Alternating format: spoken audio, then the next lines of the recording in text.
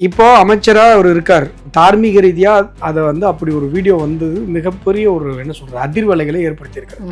ஏன்னா ஒரு அமைச்சர் இப்படிலாம் பண்ணுவாருன்றது ஒரு அதிர்ச்சி.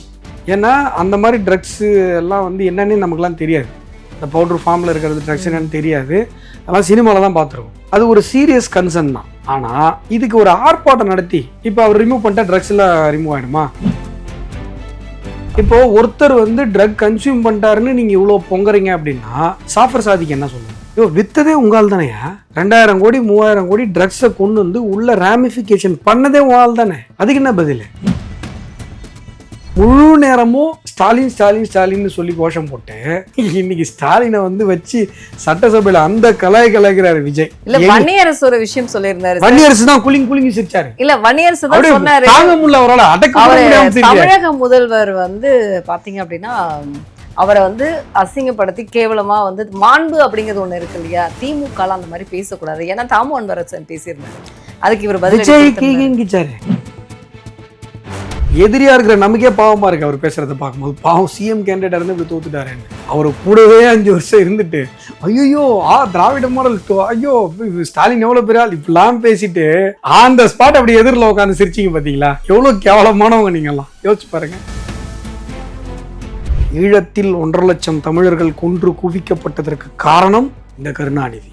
திமுகவோடு கூட்டணி வைத்தால் என்னுடைய சமாதி கூட என்னை மன்னிக்காது சொன்னவர் வைக்கும். அதுக்கப்புறம் அந்த வேட்டியில வந்து ஸ்டாலின் அவர்களுடைய வேட்டி. அப்ப தன்மானம் எங்க போச்சு? ஆனா உதயநிதி சொல்லியிருக்காரு தாவேகா வந்து இந்த பர்ச்சேஸை வந்து நிறுத்திக்கணும், எம்எல்ஏ பர்ச்சேஸை நிறுத்திக்கணும். அது உண்மையான குற்றச்சாட்டுங்க. நீங்க இந்த சோஃபா மாடல் அப்படிங்கிறது வந்து இட்ஸ் a சீரியஸ் அலிகேஷன். அதை வந்து விஜய் கட்சியோ விஜய் அவர்களோ அட்ரஸ் பண்ண மாதிரியே தெரியல. அது வந்து எங்களுடைய பிறப்புரிமைன்ற மாதிரி தான் அவங்க நடந்துக்கிறாங்க. அப்போ இவ்வளோ ரூபாய் கொடுத்து நீங்க விலைக்கு வாங்குறீங்கன்னா நீங்க எப்படி ஊழலற்ற ஒரு ஆட்சியை கொடுப்பீங்கன்ற ஒரு கேள்வி இருக்குல்ல.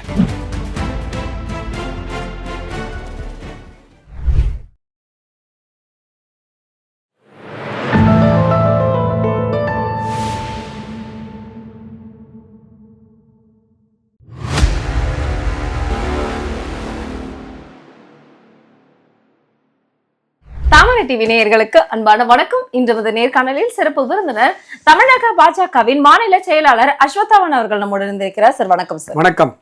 இன்னைக்கு மத்திய அமைச்சரவை மாற்றம் ஏற்பட இருப்பதாக ஒரு 4 நாட்களாக செய்திகள் உலா வந்து கொண்டிருக்கிறது. இதுல முக்கியமாக வந்து நிதியமைச்சர் நிர்மலா சீதாராமன்ல இருந்து கல்வி அமைச்சர்கள்ல இருந்து ஒரு பெரிய பொறுப்புகள் கொடுக்கப்படும் அப்படிங்கிற ஒரு விஷயத்தையும் வந்து சொல்லியிருக்காங்க. இன்னொரு சொல்லியிருக்காங்க இல்ல இன்னொரு செய்தி ஆபீஷியல் நியூஸ் வந்திருக்கா? இல்ல இன்னைக்கு ஒரு செய்தி வெளியாயிருக்கு. அது மட்டும் இல்லாமல் தினமலர்ல ஒரு செய்தி வெளியாயிருக்கு. அமைச்சரவை மாற்றம் அப்படிங்கிறது. இன்னொன்னு என்ன அப்படின்னு பாத்தீங்கன்னா, அமைச்சர்கள் எல்லாம் வந்து பாஜகவிற்கு இந்த தேர்தல் நேரங்களில் வந்து வேலைகள் செய்வதற்காகவும் அவர்களை வந்து பணியமர்த்த ஒரு திட்டமிடுவதாக பாஜகவின் வந்து திட்டமாக இருக்கிறது என்று ஒரு செய்திகளும் இருக்கு. இல்ல ஆக்சுவலா வந்துட்டு தேர்தல் பணிகளை பொறுத்தவரை இப்பொழுது கூட அந்த நடைமுறை இருக்கிறது. அது புதிய நடைமுறை கிடையாது. ஏன்னா உங்களுக்கு தெரியும், தமிழகத்தினுடைய தேர்தல் பொறுப்பாளராக பியூஷ் கோயல் அவர்கள் பணியாற்றினார். ஒரு அமைச்சர். இன்னும் சொல்ல போனால் மிக முக்கியமான தொழில்துறையை கையில் வைத்திருக்கக்கூடியவர். அந்த மதர் ஆஃப் ஆல் டீல்ஸ் என்று சொல்லக்கூடிய நமக்கும் ஐரோப்பிய யூனியனுக்கும் இடையில் ஏற்பட்ட அந்த ஒப்பந்தத்தில் பெரும்பங்கு ஆற்றியவர். அவ்வளவு வேலை போல் இருக்கிற ஒருத்தர் இங்கே வந்து எலெக்ஷன் சார்ஜாக வேலை செஞ்சாங்க. ஸோ எப்பயுமே இது வந்து யூஷுவல் ப்ரொசீஜர் தான். அமைச்சர்கள் தேர்தல் பணிகள்லையும் கட்சி பணிகளையும் நேரடியாக இறங்குவது அப்படிங்கிறது. நீங்கள் பார்த்துருப்பீங்க அந்த மதுரை மாநாட்டில் டிராஃபிக் கிளியர் பண்ணார். ஆமாம். அதனால் வந்துட்டு பிஜேபியில் இதெல்லாம் சகஜம். சரி, இந்த அமைச்சரவை மாற்றம் அப்படிங்கிறது வந்து எப்படி இருக்கும் சார்? தெரியலங்க, வந்தாதாங்க தெரியும். Okay sir. ஏன்னா இந்த மாதிரி ஊகங்கள் இந்த மாதிரியான செய்திகள்லாம் தொடர்ந்து பிஜேபி மேலே வந்துகிட்டே இருக்கும். ஏன் அப்படின்னா பிஜேபி மீதான செய்தியில் பிஜேபி சம்மந்தப்பட்ட செய்தியில் மிகப்பெரிய ஒரு சுவாரஸ்யம் இருக்கிறது. நிறைய வாடிக்கையாளர்கள் கிடைக்கிறார்கள், நிறைய பார்வையாளர்கள் கிடைக்கிறார்கள் என்று கிட்டத்தட்ட எல்லா ஊடகங்களுமே நினைக்கிறது. ஆகையால் நிறைய செய்திகள் வந்துக்கிட்டே இருக்கும். பட் நிறைய செய்திகள் ஊகங்களாகவே இருக்கிறது. ஆகையால் செய்திகள் வந்து உங்களுக்கு அஃபிஷியல் அப்படின்றத மட்டும் தான் எடுத்துக்க முடியுமே ஒழிய இது மாதிரியான டேபிள் ஜேர்னலிசம் அதை வந்து நம்ம ஒரு சீரியஸாக எடுத்துக்க வேண்டிய அவசியம். ஓகே சார், இன்னைக்கு வந்து தமிழகத்தில் ஒரு முக்கியமாக வந்து விவாத பொருளாக போய்கொண்டு இருப்பது வந்து தாவேகா அமைச்சரினுடைய அந்த வீடியோ ஒரு சர்ச்சையாக எழுந்திருக்கிறது. அமைச்சர் சரத்குமார் அவர்கள் இதுல முக்கியமாக திமுக எக்மோர் மைதானத்தில் நாங்கள் வந்து போராட்டம் வந்து ஆரம்பிக்க இருக்கிறோம் அப்படின்னு அனுமதி கேட்டாங்க. அனுமதி கொடுக்கல தாவேகா அரசு. இதுல முக்கியமான ஒரு விஷயம் என்னன்னா, அவர் 2 நாட்களுக்கு முன்னாடி marathon start run stop drugs அப்படின்னு சொல்லி ஒரு மாரத்தான் வந்து ஓடினாரு. இது வந்து தன்னுடைய அமைச்சரவையே சுத்தமா இல்லாதப்ப இவங்க எப்படி வந்து ஸ்டாப் ட்ரக்ஸ் அப்படிங்கிற ஒரு விஷயத்த கொண்டு வருவாங்கன்னு சேகர் பாபுல இருந்து மாசு அவர்கள இருந்து எல்லாம் மாணவர் அணி திரட போறோம் அப்படின்னு சொல்லிட்டு இன்னைக்கு அனைத்து முன்னாள் அமைச்சர்களுமே இன்னைக்கு திரண்டு ஒரு போராட்டத்தை வந்து செஞ்சிருக்காங்க. இது எப்படி பாக்குறீங்க? திமுக நடத்துவது ஒரு அரசியல் நாடகங்க. நல்லா புரிஞ்சுக்கோங்க. முதலமைச்சர் ஒரு ட்ரக்ஸ் விழிப்புணர்வுக்காக ஒரு ஓட்டத்தை நடத்துகிறார். பாராட்ட வேண்டிய விஷயம் தான். ஆனால் அதில் விமர்சனம் வைப்பதாக இருந்தால் எப்படி விமர்சனம் வைக்க வேண்டும்? நான் விமர்சனம் வச்சிருக்கேன். நீங்கள் வந்து போதைப் பொருள் விழிப்புணர்வு நடத்துவது பாராட்டத்தக்கது. ஆனால் போதைப் பொருள் கட்டுப்படுத்துதலுக்கு என்ன விதமான தீவிரமான நடவடிக்கையும் நீங்கள் எடுக்கல. இதுதான் ஒரு ஆக்கப்பூர்வமான விமர்சனம். சார், தீவிரமான நடவடிக்கைன்னா என்ன? நான் இந்த ஆட்சி அமர்ந்ததிலிருந்து தொடர்ந்து சொல்லிக்கிட்டு இருக்கேன். எல்லா பத்திரிகையாளர் சந்திப்புகளும் எல்லா பேட்டிகளிலும் சொல்லிகிட்டு இருக்கேன். நீங்கள் வந்து ஒரு காவல்துறை தலைவரை அழைத்து ஒரு இன்ஸ்ட்ரக்ஷன் கொடுங்க. உங்களுடைய அதாவது ஒரு இன்ஸ்பெக்டர் இருக்காருன்னா அவருடைய சர்க்கிள், அவங்களுடைய ஜூரிஸ்டிக்ஷனில் ட்ரக் ராமிஃபிகேஷன், கஞ்சாவோ இல்லை வந்து மெத்தபோட்டமைனோ இல்லை வேறு சில ட்ரக்ஸ் பொருட்கள் வந்து பரவல் கண்டறியப்பட்டால் நீங்கள் பணியிடை நீக்கம் செய்யப்படுவீர்கள், சஸ்பென்ஷன் பண்ணுறோம் அப்படின்னு சொல்லி நீங்கள் ஒரு இன்ஸ்ட்ரக்ஷன் கொடுத்தீங்கன்னா அடுத்த நாளில் இருந்து ட்ரக் ராமிஃபிகேஷன் கண்ட்ரோல் ஆகிடும். ஃபஸ்ட்டு நம்ம ட்ரக் ராமிஃபிகேஷனை கண்ட்ரோல் பண்ணணும். அப்புறம் ஒரு சைடு வந்து பேரலாக இந்த அவேர்னஸை க்ரியேட் பண்ணணும். ட்ரக் ராமிஃபிகேஷனை கண்ட்ரோல் பண்ணாமல் பேரலாக வந்து நீங்கள், அதாவது பேரலாக இல்லாமல் நீங்கள் தனியாக அதை பண்ணாமல் அதை மட்டும் நீங்கள் பண்ணுறீங்க அப்படின்னு சொன்னால் அது வந்து எப்படி இருக்குன்னா ட்ரக் அடிக்ட் அதில் ஒன்றும் ஆக போகிறது கிடையாது. ட்ரக் அடிக்டால் அஃபெக்ட் ஆகிறவங்க அதில் ஒன்றும் ஆக போகிறது கிடையாது. கொஞ்சம் போது குறைந்தபட்சம் புதிதாக யாராவது ட்ரக் அடிக்டாக மாறாமல் இருக்கிறதுக்கு வேணால் அது ஒரு ஷெல்டராக இருக்கும், தடுக்கும். அதில் யூஸ் இல்லை நான் சொல்லலை. இதை செய்யாமல் அதை செஞ்சீங்கன்னா யூஸ் இல்லை. இதுக்கு பேர் ஆக்கப்பூர்வமான விமர்சனம். அதை விட்டுட்டு ஒரு வீடியோ வந்துச்சு, அவர் வந்து நான் குழந்தைக்கு வந்து மாத்திரை அடித்து தரேன்னு சொன்னதாக சொல்கிறாரு. இதுக்கு வந்து ஒரு ஆர்ப்பாட்டம் பண்ணுறாங்க அப்படின்னா சரி, ஒருவேளை அந்த அமைச்சரை பதவி நீக்கம் பண்ணுறதா இன்றைக்கி கோரிக்கை. அந்த அமைச்சர் வந்து இல்லைங்க, அவர் வந்து ஒரு ஸ்டேடியமில் வந்து ட்ரக்கு கன்சியூம் பண்ணுறாரு அப்படின்ற மாதிரி ஒரு வீடியோ வந்திருக்கு. அவர் அதை மறுக்கிறாரு. அவங்க கூட இருந்தவங்களாம் இல்லைங்க, அது ட்ரக்ஸ் கிடையாதுங்க, சும்மா விளையாட்டாக பண்ணாங்கன்னு சொல்கிறாங்க. ஏதோ சொல்கிறாங்க. இப்போது இவர் அமைச்சராக இல்லாதப்ப நடந்த ஒரு நிகழ்வு அது. இப்போ அமைச்சராக அவர் இருக்கார். தார்மீக ரீதியாக அதை வந்து அப்படி ஒரு வீடியோ வந்து மிகப்பெரிய ஒரு என்ன சொல்கிறது அதிர்வலைகளை ஏற்படுத்தியிருக்காரு. ஏன்னா ஒரு அமைச்சர் இப்படிலாம் பண்ணுவார்ன்றது ஒரு அதிர்ச்சி. ஏன்னா அந்த மாதிரி ட்ரக்ஸு எல்லாம் வந்து என்னன்னே நமக்குலாம் தெரியாது. இந்த பவுடர் ஃபார்மில் இருக்கிறது ட்ரக்ஸ் என்னன்னு தெரியாது. அதெல்லாம் சினிமாவில் தான் பார்த்துருக்கோம். அது ஒரு சீரியஸ் கன்சர்ன் தான். ஆனால் இதுக்கு ஒரு ஆர்ப்பாட்டம் நடத்தி இப்போ அவர் ரிமூவ் பண்ணிட்டா ட்ரக்ஸ் எல்லாம் ரிமூவ் ஆகிடுமா? மக்களை எது பாதிக்குது? கண்டிப்பா. இப்போ ஒருத்தர் வந்து ட்ரக் கன்சியூம் பண்ணிட்டாருன்னு நீங்க இவ்வளவு பொங்குறீங்க அப்படின்னா சாஃபர் சாதிக்கு என்ன சொல்லுவீங்க? நிச்சயம். வித்ததே உங்கால் தானையா? தமிழ்நாட்டில் 2000 கோடி 3000 கோடி ட்ரக்ஸை கொண்டு வந்து உள்ள ராமிஃபிகேஷன் பண்ணதே உங்கால் தானே. அதுக்கு என்ன பதில்? அது நீங்க எப்ப சீரியஸா இந்த அளவுக்கு நீங்க எடுத்துக்கலையே. இதே வந்து அண்ணா யூனிவர்சிட்டி விவகாரத்துல மா சுப்பிரமணியம் தூக்கணும்னு சொல்லி எவ்வளவு கோரிக்கை நடந்தது. டைரக்ட் விக்டிம் ஒரு பொண்ணு, அதுல அவருக்கு கனெக்ஷன் இருக்குன்னு அந்த நேரத்துல ஒரு இது வரும்போது ஏன் நீங்க வந்து பதவி விலகல, ஏன் பதவி நீக்கல? இத்தனை கேள்விகள் இருக்கு இல்லையா? உங்களுடைய ஆட்சி காலத்துல கடலூர்ல எம்பியா இருந்த டிஆர்வி ரமேஷ் ஒரு மர்டர் பண்றாரு. நீங்க எஃப்ஐஆர்ல போடல. நான் போராடி 23 நாளுக்கு அப்புறம் டெல்லியில போயிட்டு லேபர் கமிஷன்ல ஃபைல் மூவ் பண்ணி லேபர் கமிஷன்ல இருந்து சிபிஐ என்கொயரிக்கு ரெக்கமெண்டேஷன் போனதுக்கு அப்புறம் சிபிஐ வந்துருன்ற பயத்துல நீங்க ஆல்டர் பண்ணீங்க மர்டர். இப்போ நீங்க அதெல்லாம் பேசலாமா? அப்போ நான் சொல்றது இதுலலாம் அரசியல் பண்ணி யூஸ் இல்லைங்க. இப்போ ஒரு அமைச்சரை வந்து ஒருவேளை பதவியிலேருந்தே தூக்கிடுறாங்க. அப்போ ராமிஃபிகேஷன் இன்றுமா, ட்ரக் ராமிஃபிகேஷன் இன்றுமா? போதைப் பொருள் பரவல் தடுப்பதற்கு என்ன மாசு தானே சார் சொல்றாரு, 0 கஞ்சா தான் தமிழ்நாட்டுல இருக்குன்னு. அப்படிலாம் பொறுப்பு இல்லாம பேசினவர் தானே அவரு. ஊருக்கு ஊரு, முக்குக்கு முக்கு, பஸ் ஸ்டாண்டு கஞ்சா கிடைச்சிட்டு இருக்கு. இல்லைங்க 0 கஞ்சா, இப்படிலாம் நீங்க பொறுப்பு இல்லாம பேசுனீங்க. இன்னைக்கு வந்து ட்ரக்கை பத்திலாம் திமுக பேசலாமா? இன்னைக்கு திமுகங்கிற கட்சி ஆட்சிக்கு வர்றதுக்கு முன்னாடி வரைக்கும் இவ்வளவு கஞ்சா பரவல், இவ்வளவு மெத்தப்பட்டமைன்ற வார்த்தை கூட தெரியாதுங்க யாருக்கும். நான் எல்லாம் உண்மையிலேயே சொல்றேன். இந்த சாஃபர் சாதிக்கு கைதானார் பார்த்தீங்களா, அந்த சாஃபர் சாதிக்குன்ற பேர் கூட எனக்கு மைண்ட்ல நின்றுச்சு. இந்த மெத்தப்பட்டமைன்ற பேர் எனக்கு மைண்ட்ல நிக்கல. நான் அந்த டைம்ல நான் கொடுத்த இன்டர்வியூலாம் பார்த்தீங்கன்னா அதை ரொம்ப ரீகால் பண்ணி கஷ்டப்பட்டு சொல்லியிருப்பேன். புரியுதுங்களா? ஏன்னா தெரியாது நமக்கு. புரியுதுங்களா? அப்படி ஒரு வார்த்தையே நமக்கு தெரியாது. இதை அறிமுகப்படுத்துறது நீங்க தானே பாஸ். இன்னைக்கு நீங்க எல்லாம் இவ்வளவு பெருசா பேசுவீங்களா? இதுதான் கேள்வி. திமுக பண்றது ஒரு அப்பட்டமான ஒரு அற்ப அரசியல் தானே ஒழிய மக்கள் மீதான அக்கறை அதில் கிஞ்சிட்டு இருந்தது. ஆனா ஸ்டாலின் அவர்கள் சொல்றாரு, சட்டசபையில கேள்வி எழுப்பினதுக்காக ஏவா வேலு வீட்டுல வந்து ரெய்டு நடத்தினாங்க, போதையை வந்து எதிர்த்து இவங்களை வந்து கைது நடவடிக்கை எடுக்கணும், சரத்குமாரை வந்து பதவி நீக்கம் செய்யணும் அப்படின்னு நம்ம வந்து ஒரு போராட்டத்தை கையில எடுத்த உடனே சிவசங்கர் மேல வந்து மோசடி வழக்கு பதியப்பட்டு இன்னைக்கு எஃப்ஐஆர் போடப்பட்டிருக்குன்னு சொல்லிட்டு ஸ்டாலின் அவர்கள் சொல்றாரு. இன்னும் 3 மாசத்துல இந்த ஆட்சி கவிழ்ந்துருன்னு சொல்றாரு. இப்போ ரோடு போட்டதாக 4 கோடி ரூபாய் ஆட்டையை போட்டது யாவா வேலுவா இல்லையா? 4.5 கோடி இல்லை சார், வெறும் 2 கோடி தான் சொல்றாங்க சார். 2 கோடி திருடினா திருட்டு இல்லைங்களாமா? இல்ல 4.5 கோடி இல்ல, அவர் வந்து 1000 கோடின்னு சொல்றாங்க, நீங்க வெறும் 4 கோடி. அந்த கேஸ் நான் அதாவது நல்லா புரிஞ்சுக்கோ, 1000 கோடி நீங்க பர்டிகுலரா அந்த கேஸ் மட்டும் 1000 கோடி நீங்க திருடி இருக்கலாம். 1000 கோடி ஒரே இடத்துல திருடினீங்கன்னா ஒரு எஃப்ஐஆர். கண்டிப்பா. 50 லட்சம் ஒரு இடத்துல திருடுறீங்க, 1 கோடி ரூபாய் ஒரு இடத்துல திருடுறீங்க, 1.5 கோடி ரூபாய் ஒரு இடத்துல, ஒன்று தனித்தனி இன்சிடென்ட், தனித்தனி எஃப்ஐஆர்.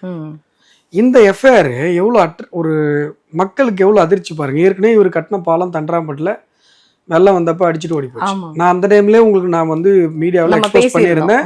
நான் உங்கள்கிட்ட டேட்டாவோட சொல்லியிருந்தேன் இவங்க எவ்வளோ கணக்கு காட்டினாங்க அந்த பாலத்துக்கு. இப்போ பாலம் அடிச்சுட்டு போன உடனே என்ன அமௌண்ட் சொல்கிறாங்க, அப்போ அதுலேயே ஊழல் நடந்திருக்குன்னு சொன்னேன். இன்னைக்கு ரோடே போடாமல் ரோடு போட்டதா கணக்கு காட்டி எங்கள் ரோடு இல்லை, ஆனால் வந்து இவங்க பணத்தை மட்டும் ஆட்டைப்போம். எவ்வளோ கேவலமான ஊழல் யோசிச்சு பாருங்களேன், எவ்வளோ கேவலமான ஊழல். இங்கே இவர் பண்ணார் பாருங்க, KN நேரு.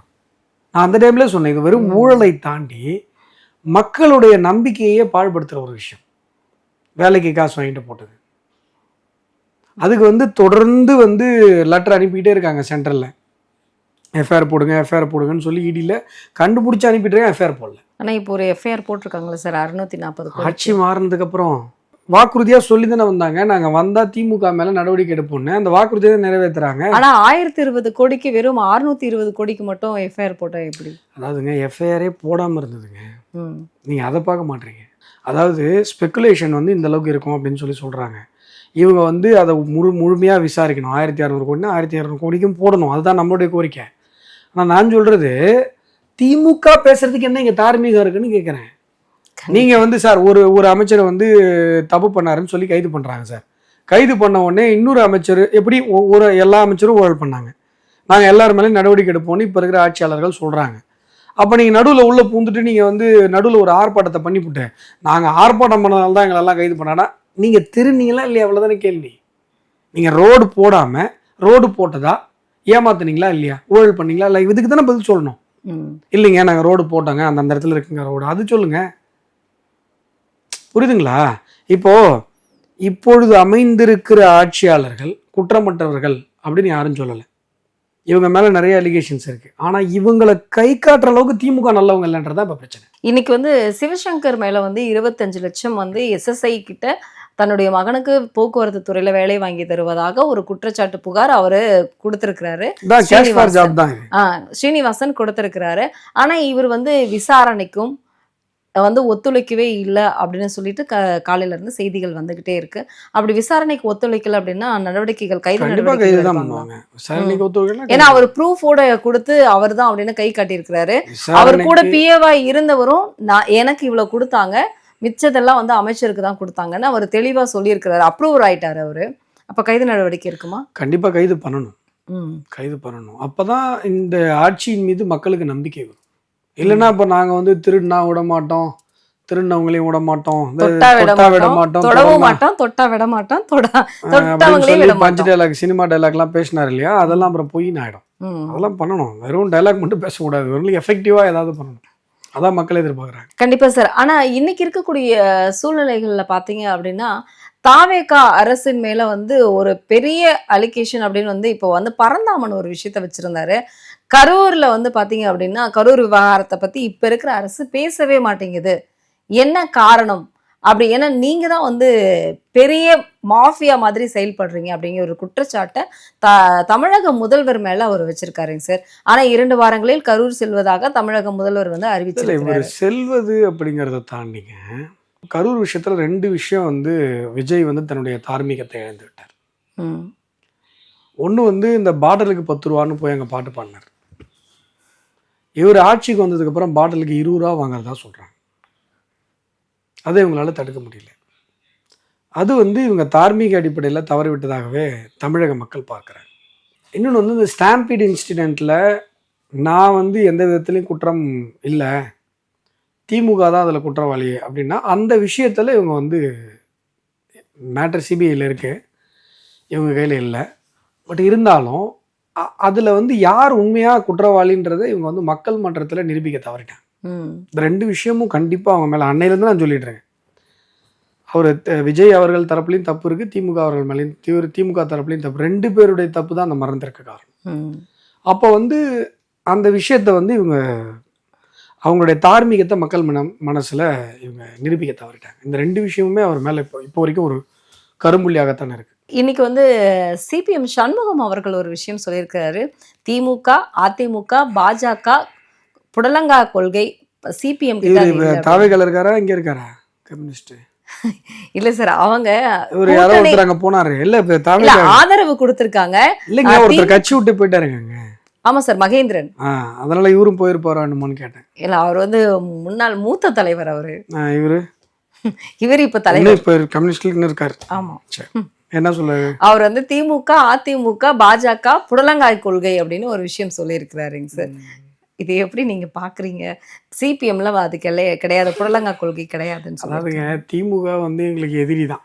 திமுக வந்து கொள்கை அளவில் அவங்க மக்களுக்கு இழைத்த கொடுமைகள் இந்த விஷயங்கள்ல பாஜகவுக்கு நேரடி எதிரி தான்.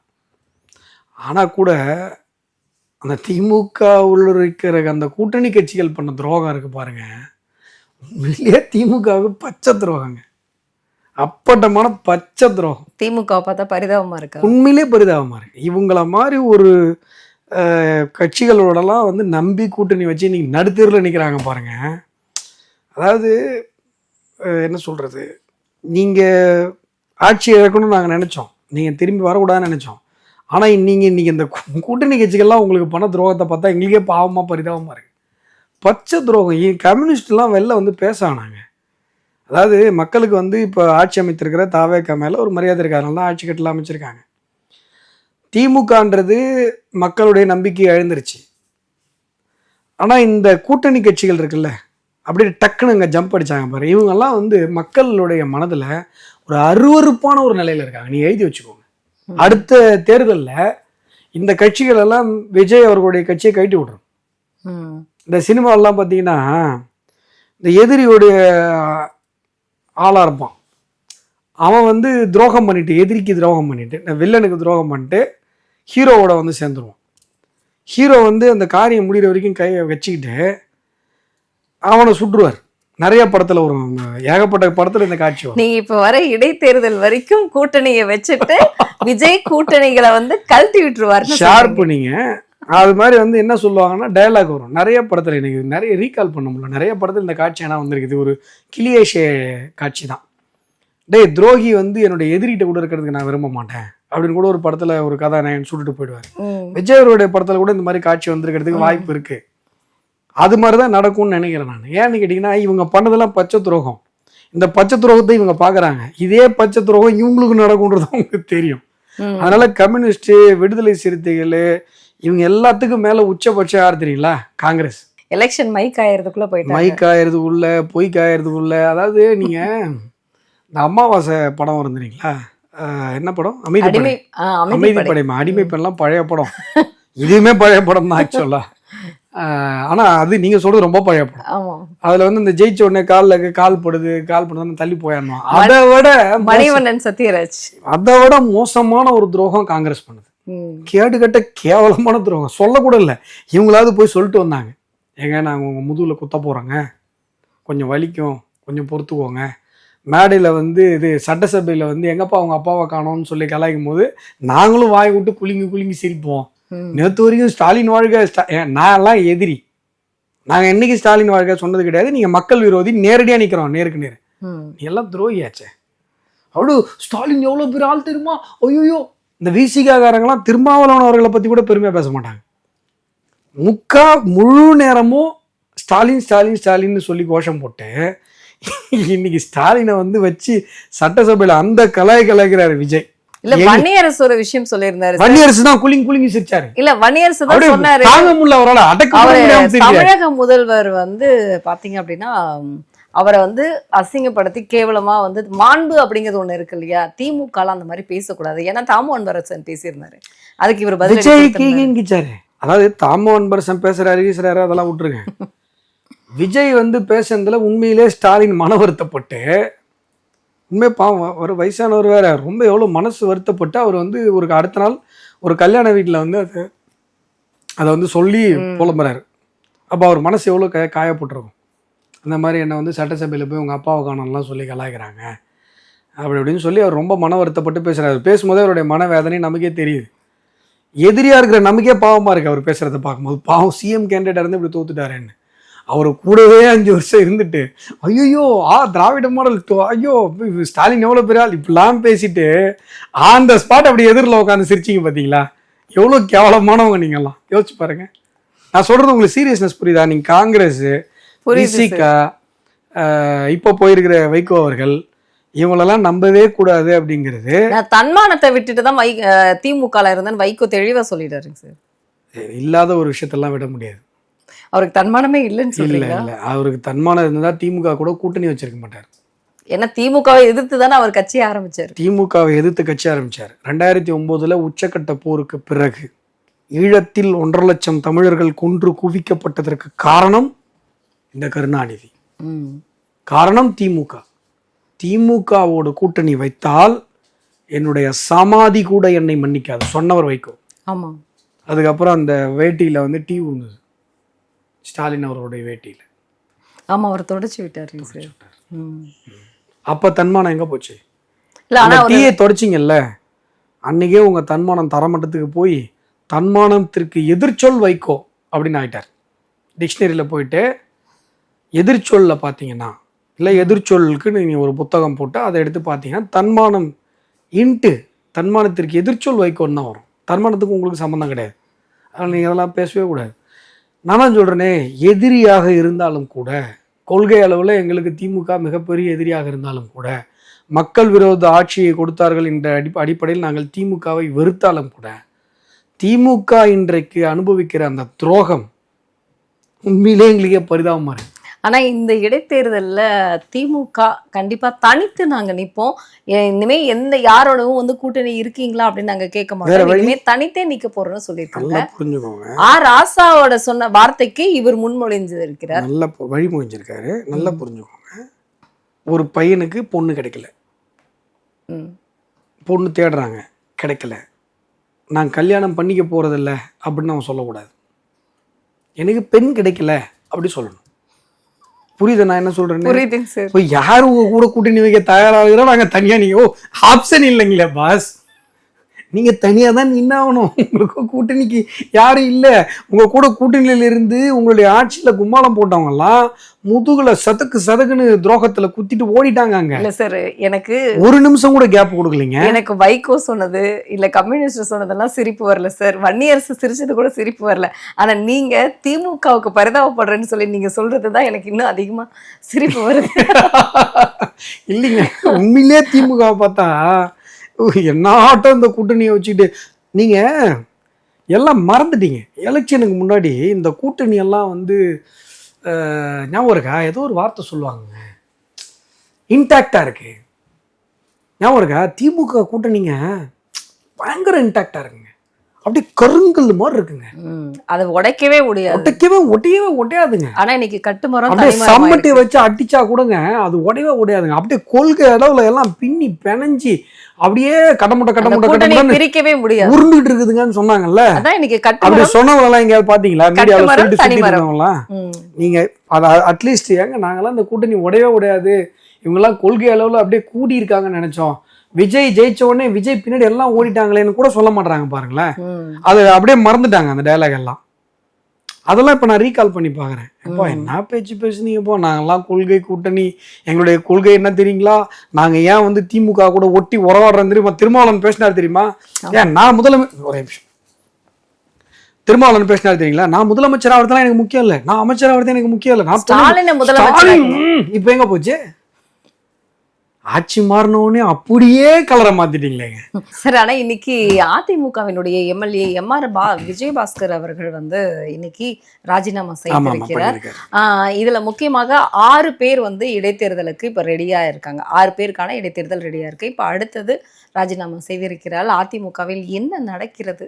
வேலுமணி அவர்கள் வந்து எடப்பாடியினுடைய முகம் இல்லாமல் இரட்டை இலை அப்படிங்கிற ஒரு கொடி வந்து பறக்கும் அப்படின்னு சொல்லியிருக்கிறாரு வேலுமணி. அது வந்து ஒரு கட்சியுடைய உள்ள நடக்கிற விஷயம், அதுல எனக்கு கருத்து சொல்வதற்கு எதுவும் இருப்பதாக தெரியவில்லை. இல்ல என்டிஏவினுடைய கூட்டணி இல்லையா? இல்லைங்க, என்டிஏவுடைய கூட்டணி தான். பட் ஒரு எலெக்ஷன் முடிஞ்சதுக்கு அப்புறம் மக்களுடைய நலனை பற்றி தான் நம்ம அதிகமா சிந்திக்கணுமே ஒழிய வெறும் அரசியல் விளையாட்டுகள்லயே நம்ம பார்த்துட்டு இருக்க முடியாது. ஆனா இவங்க பண்றது வந்து ஒரு தமிழக அரசியல்ல ஒரு ஒஸ்ட் மாடலை இவங்க வந்து கட்டமைக்கிறாங்க. ஆனா உதயநிதி சொல்லியிருக்காரு, தாவேகா வந்து இந்த பர்ச்சேஸை வந்து நிறுத்திக்கணும், எம்எல்ஏ பர்ச்சேஸை நிறுத்திக்கணும். அது உண்மையான குற்றச்சாட்டுங்க. நீங்க இந்த சோஃபா மாடல் அப்படிங்கிறது வந்து இட்ஸ் a சீரியஸ் அலிகேஷன். அதை வந்து விஜய் கட்சியோ விஜய் அவர்களோ அட்ரஸ் பண்ண மாதிரியே தெரியல. அது வந்து எங்களுடைய பிறப்புரிமைன்ற மாதிரி தான் அவங்க நடந்துக்கிறாங்க. ஈவன் அதுல ஒரு கில்ட் இருக்கிற மாதிரி கூட எனக்கு தெரியல. மற்ற விஷயங்களுக்கெல்லாம் ரியாக்ட் பண்ற மாதிரி கூட அந்த அலிகேஷனுக்கு அவங்க ரியாக்ட் பண்ணல. அப்போ இவ்வளோ ரூபாய் கொடுத்து நீங்க விலைக்கு வாங்குறீங்கன்னா நீங்க எப்படி ஊழலற்ற ஒரு ஆட்சியை கொடுப்பீங்கன்ற ஒரு கேள்வி இருக்குல்ல. நீங்க ஓட்டுக்கு காசு கொடுத்து ஜெயிக்கிறீங்கன்னா அப்ப அந்த காசை எப்படி சம்பாதிப்பீங்கன்னு ஒரு கேள்வி இருக்குல்ல. கண்டிப்பா இன்னைக்கு வந்து ஓட்டுக்கு காசு கொடுக்குற கல்ச்சர் இனிமே தமிழகத்துல இருக்காது அப்படின்னு நினைக்கும் போது என்ன மாதிரி கேண்டிடேட்லாம் உண்மையிலே ரொம்ப சந்தோஷம். நான் போன வாரம் ஒருத்தட்ட பேசும்போது கூட சொன்னேன், எது நல்லது நடந்ததோ இல்லையோ இதுக்கு மேல ஓட்டுக்கு காசு கொடுக்குற அந்த கம்பல்ஷன் வந்து எல்லா கேண்டிடேட்டுக்கும் இருக்காது. அப்போ வந்து நல்ல கேண்டிடேட்டை மக்கள் சூஸ் பண்றதுக்கான ஒரு வாய்ப்பு இருக்கும். இது வந்து ஒரு நல்ல விஷயம் தமிழகத்துல கடந்த தேர்தல் நடந்திருக்கு. ஏன்னா ஓட்டுக்கு காசுன்றது இப்போ உடைப்பட்ட மாதிரி தான் தெரியும். ஆனா இன்னைக்கு விஜய் பாலாஜி சொல்லியிருக்காருங்க சார், தாவேகாவுல இருந்த இல்ல அவர் ஒரு விஷயம் ஒண்ணு சொன்னாரு. ஆனா மக்கள் செஞ்சாங்க பாருங்க, அதுதான் பெரிய ஊழல். அங்க வாங்கிட்டு இங்க குத்துனீங்க பாருங்க, நீங்க பண்ணனதுதான் பெரிய ஊழல் அப்படின்னு சொல்லியிருக்கு. அதுதான் இப்ப அதுல என்ன நடந்துரும்னா இப்ப அடுத்த தேர்தல்கள்ல காசு கொடுத்தாலும் கொடுக்காட்டினாலும் நீங்க வந்து உங்களுக்கு யார் பிடித்தானோ ஓட்டு போட போறீங்க, இனிமேல் காசு கொடுக்க மாட்டேன்ற முடிவை எல்லாரும் எடுத்துட்டாங்கன்னா அது தமிழகத்தினுடைய அரசியலுக்கு மிகப்பெரிய ஆரோக்கியமான ஒரு சூழல். ஏன் சொல்றேன்னா நீங்க தமிழகத்துல ஓட்டுக்கு காசு வாங்குறதுன்றது தமிழகத்தினுடைய தமிழக சூழலினுடைய ஒரு அவமானம். அதை புரிஞ்சுக்கோங்க. கண்டிப்பா. நீங்க வந்து சார் பீகார்லாம் முன்னேறல சார், இந்த இதெல்லாம் பாருங்க சார், வடக்கம் கிடக்கம் பானிபூரி இப்படிலாம் சொல்றீங்கல்ல. அவங்க வறுமையில நான் சென்னையில் ஒரு இடத்துல பார்க்குற ஒரு ஹோட்டலில் சர்வ் பண்ணுற தம்பிகிட்ட என்ன ஒரு பானின்னா அஸ்ஸாம்ன்றாப்புல. என்னப்பா உனக்கு சம்பளம்னா 15,000 ரூபாய். எவ்வளோ நேரம் ஒரு நாள் வேலைன்னா 10 மணி நேரத்துக்கும் அதிகமான நேரம் வேலை. தமிழ்நாட்டில் இப்போ ஒரு நாளைக்கு 10 மணி நேரம் லீவே இல்லாமல் 30 நாள் வேலை 15,000க்குலாம் ஆளே கிடைக்க மாட்டாங்க. கண்டிப்பாக. ஆனால் அஸ்ஸாம்லேருந்து அவன் வந்து இடம் மாதிரி இங்கே வந்து வேலை செய்கிறான். அப்போ அங்கே இன்னும் அந்த அளவுக்கு வாழ்வியல் முன்னேற்றங்களோ வேலை வாய்ப்பு வசதிகளோ இப்போ தான் பிஜேபி வந்து ஒன்று ஒன்றா பண்ணி டெவலப் பண்ணிட்டு இருக்கு. காங்கிரஸ் தான் அதை கண்டுக்கவே இல்லையா வடகிழக்கு மாநிலங்களில். இன்னைக்கு பிஜேபி வந்து அந்த இன்ஃப்ராஸ்ட்ரக்சர்லாம் டெவலப் பண்ணி அந்த வேலை வாய்ப்புகள்லாம் கிரியேட் பண்ணுது. இன்னும் கொஞ்சம் நாள் அவன் இங்கே இருக்க மாட்டான், ஏன்னா அவங்க ஸ்டேட்லேயே உனக்கு வேலை கிடைச்சிடும். பீகாரும் அப்படி தான், இப்போ பிஜேபி வந்துருச்சு, டெவலப் பண்ணிட்டு இருக்கு. ஆனால் பீகார்ல இருந்தோ இல்லை வடகிழக்கு மாநிலங்கள்ல இருந்தோ 15,000 10,000 சம்பளத்துக்கு வேலைக்கு வந்து இங்கே வேலை செய்கிறவன் கூட ஓட்டுக்கு காசு வாங்கிட்டு ஓட்டு போடுறது இல்லை அவங்க ஸ்டேட்ல. நாங்கள்லாம் செட்டில்டு ஸ்டேட்டு, நாங்கள்லாம் பணக்கார ஸ்டேட்டு நம்ம பெருமை பார்த்து பேசிக்கிறோம்ல, நாம ஓட்டுக்கு காசு வாங்கிட்டு போகிறோம். நிச்சயமா. இன்னைக்கு அது மாறி இருக்குன்னு சந்தோஷப்படலான்னு பார்த்தா ஒன்று தூங்குறான் இல்லை தூர் வாடுறாங்கிற மாதிரி ஒன்று ஓட்டுக்கு காசு இல்லைன்னா சினிமா போதேன் அதில் போயிட்டு இப்போ வந்து தமிழகம் இதே நீங்கள் கிண்டல் பண்ணுற ஸ்டேட் இருக்குல்ல, அங்கே யாராவது ஒருத்தர் சினிமாக்காரர் சிஎம் ஆக சொல்லுங்களேன் பார்ப்போம் முடியாது. நீங்கள் என்ன பண்ணியிருக்கீங்க, வாட் இஸ் யுவர் ரெக்கார்ட் கேட்பான். இப்போ மக்கள் வந்து உங்களை அரியணையில் அமர வச்சுட்டாங்க. அப்போ நீங்கள் வந்து இதுக்கு மேலே சரி ஓகே அடுத்த தடவை இந்த சினிமா கவர்ச்சியில் ஓட்டு கிடைக்குமானா கிடைக்காது, வாய்ப்பு இல்லை. அப்போ நீங்கள் இந்த 5 வருஷத்தை என்ன பண்ணி ஆகணும், நல்லாச்சு கொடுத்தாகணும். மக்கள் உங்கள்கிட்ட அவ்வளோ எதிர்பார்ப்பு வச்சுருக்காங்க, நீங்கள் பண்ணி ஆகணும். ஒரு சில விஷயங்கள் நானே பாராட்டியிருக்கேன். இந்த உணவு சுகாதாரமான உணவு வீதிகளை உருவாக்கும்னு சொல்லியிருக்காங்க, நான் வரவேற்றிருக்கிறேன். எங்களை பொறுத்தவரை நீங்கள் பண்ணுற எல்லாத்தையும் விமர்சிக்கணுன்றதே என்னோடய நோக்கம் இல்லை. பாஜக என்றைக்குமே மக்கள் பக்கம். மக்களுக்கு எது நல்லதோ, நல்லா புரிஞ்சுக்கோங்க, மக்களுக்கு எது நல்லதோ, மக்களுக்கு எது பிடிக்குதோ இல்லை, மக்களுக்கு எது நல்லதோ அதை பாஜக தொடர்ந்து வலியுறுத்தி கொண்டே இருக்கும்.